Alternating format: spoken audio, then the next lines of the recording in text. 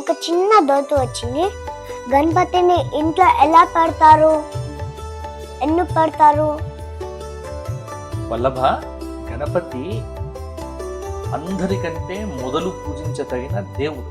మనం ఏ పూజ చేసినా, ఏ కార్యక్రమం చేసినా గణపతి పూజతోనే ప్రారంభం చేస్తాం. ఇది మన ధర్మం.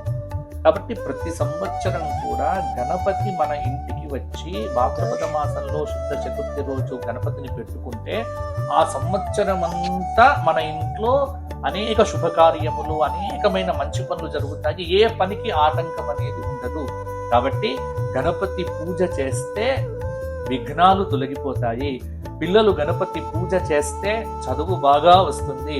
ప్రతిరోజు మన ఇంట్లో మీరు స్కూల్కి వెళ్ళేటప్పుడు గణపతి దగ్గర దండం పెట్టి గణపతి అక్షతలు శిరస్సు మీద వేసుకొని మీరు స్కూల్కు గణపతి బొట్టు పెట్టుకొని వెళ్తే గణపతి క్లాస్లో నిన్ను నెంబర్ 1గా అందరికంటే ఫస్ట్ ఉంచుతాడు. కావాలంటే చూడు, రోజు గణపతికి దండం పెట్టి రోజు స్కూల్కి వెళ్ళు, నువ్వే మీ స్కూల్లో నెంబర్ 1 అవుతావు. తెలుసు.